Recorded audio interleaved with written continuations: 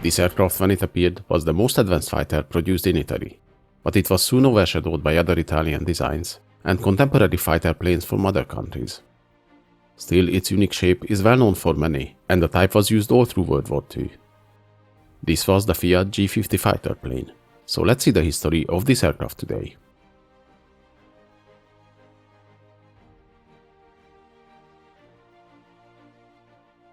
The history of the Fiat fighter reached back to the early 1930s, when the Italian Air Force, just like others around the globe at that time, still used biplanes. The Fiat company supplied many of the aircraft used by the Italians, like the CR-30 and CR-32 designs. But during the 1930s, in just a few years, the aviation technology advanced a lot, and by 1935, the new fast monoplanes started to outperform the conventional biplanes. And just like in other countries, the Italians also realized these new modern designs are the future. Though the Fiat CR-32 only entered service in 1934, already in February 1936, new specifications were issued by the DGCA for a new modern fighter plane to replace the biplanes. The main reason behind the rush to develop new fast monoplane fighters were the new bombers, developed around the mid-1930s, like the Italian Savoia Marchetti SM-79 or the German Heinkel HE-111. These all made good use of the new advanced aviation technologies and were all much faster than the biplane fighters in use at the time. If you're interested in the history of these bombers, I have already made videos about them. Check them out. You can find the link in the description. The new requirements asked for a low-wing monoplane with a retractable landing gear featuring two 50 caliber machine guns. First, the requirements asked for only one machine gun, but later it was modified to two, a top speed of 500 km an hour, and a climb rate of 6,000 meters in 5 minutes. The new designs also needed to incorporate the Fiat A74 radial engine.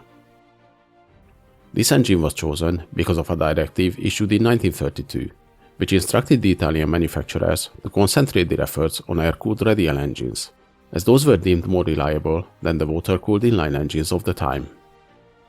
But as it turned out later, this caused a lot of problems for the Italian Air Force and the aircraft designers. Though these specifications were issued in 1936, the design team at Fiat, with the lead of Giuseppe Gabrielli, was already working on a new monoplane fighter design for almost a year, since April 1935, for an earlier ministry specification. The initial plans were originally drawn up for a fighter/ground attack aircraft, which would have featured a bomb bay and was planned to feature machine guns both in the nose and in the wings. But the new specifications issued in February 1936 now asked for a pure fighter/interceptor design, without the ability to carry bombs, and only two machine guns. So Fiat modified their plans accordingly. The wing-mounted machine guns and the bomb bay were removed, and they entered this new design for the tender in 1936. There were no shortage of other competitors, as most of the aircraft manufacturers in Italy participated with their new designs. Macchi presented their MC200, Aeronautica Ambra entered their AUT-18 design, Caproni their Vizzolo F5, IMAM sent their RO51 proposal, and Reggiane their RE2000. Two prototypes were ordered from the Fiat design, and the first one was finished in early 1937 and made its maiden flight in late February. It was the most modern Italian fighter at that time, with an all-metal construction and featuring a fully retractable undercarriage. During the trials, it managed to reach a top speed of 472 km an hour and climb to 6,000 meters in 6 minutes 40 seconds. Based on this performance, in September the type was ordered into limited production for 45 units. During the test flights, the fighter was found very maneuverable, but it also had some high-speed problems, which raised some serious concerns. Pilots complained about heavy controls at high speeds and serious wing flutter, which actually caused the second prototype to crash, killing its pilot.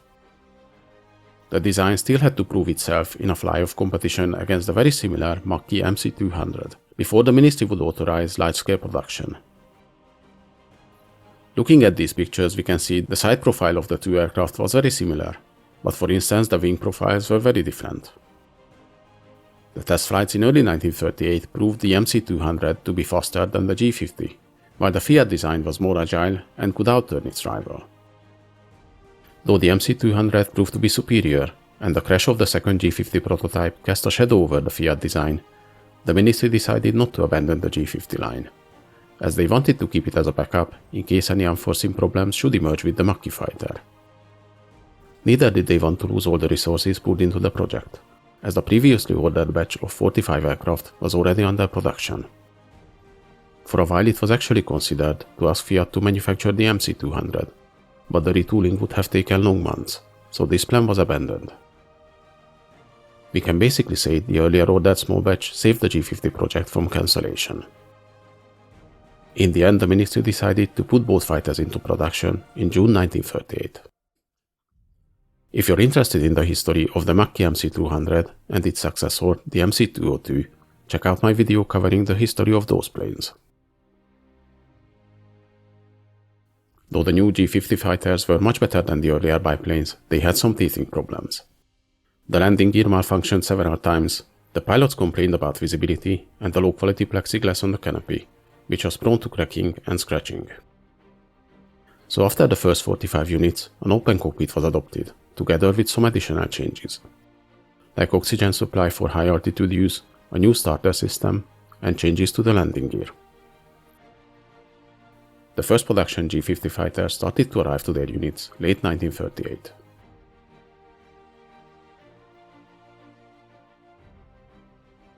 The Fiat G50 was 8 meters long with a wingspan of 10.99 meters.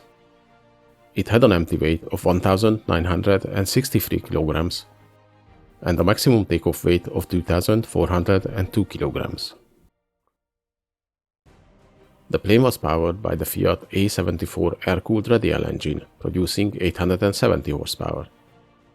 With this engine it could reach a top speed of 470 km an hour and a cruise speed of 415 km an hour. It had a range of 445 km and a service ceiling of 10,700 meters. The plane's armament consisted of two 12.7mm Breda machine guns in the engine cowlings.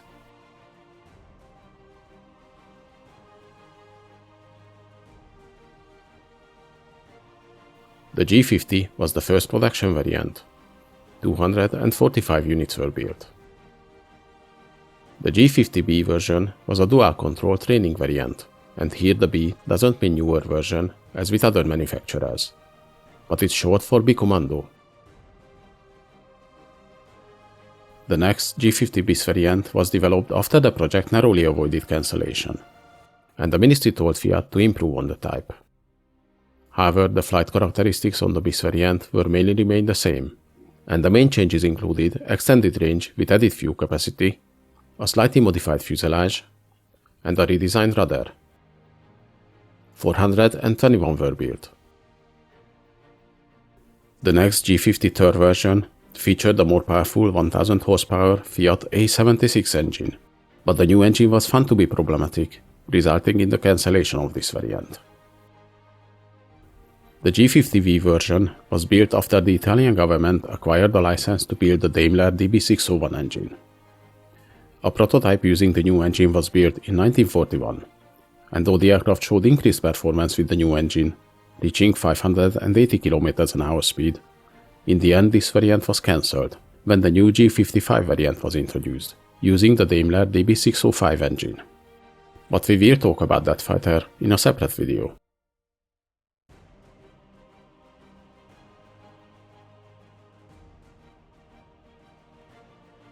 The first production G50 fighters started to arrive to the units in late 1938, and their first deployment, similarly to many German aircraft of the era, took place in the Spanish Civil War for operational trials.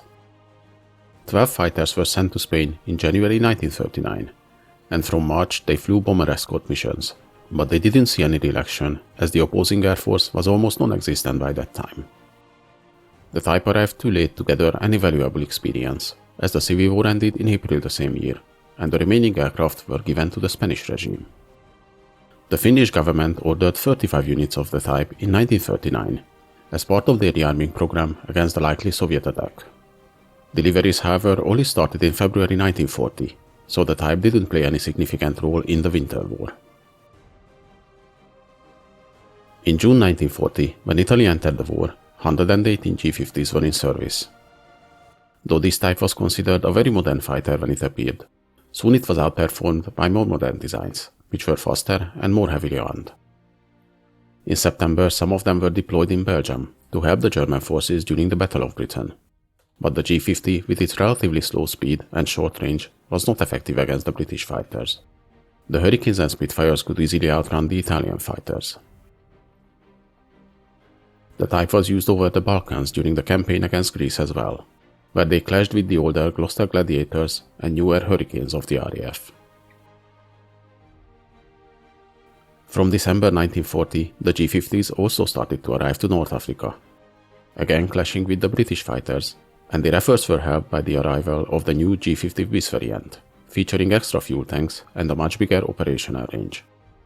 Apart from the usual modifications, like sand filters and oil coolers for this theater, many of the fighters were modified to carry bombs on underwing racks, and used as fighter bombers. The role of the type became less and less significant after 1941, but they still stayed in service until the end of the war, though mostly used in ground attack roles after faster, newer Italian fighters appeared, like the Fiat G.55 and the Macchi MC202. During the invasion of Sicily and southern Italy, they flew many missions against Allied troops, ships, and landing craft. But by the time of the armistice in September 1943, only a few of them remained operational. At least 24 of these fighters were captured by the Germans after the Italian surrender, and transferred to the Croatian Air Force, where they were used during 1943, but their number slowly decreased. The surviving few planes stayed in use after the war by the Yugoslavian Air Force, and the last G50 was scrapped in 1956. Though these were the most modern Italian fighters when they were designed, they were quickly overshadowed by newer designs, as they were hampered by the underpowered engine and the weak armament. But they served as a base for the faster G55 model, which is considered as the best Italian fighter of World War II by many. Hope you guys enjoyed this video. Please leave a like, subscribe to my channel, and in the comments let me know if there's any interesting events or vehicles you'd like to see.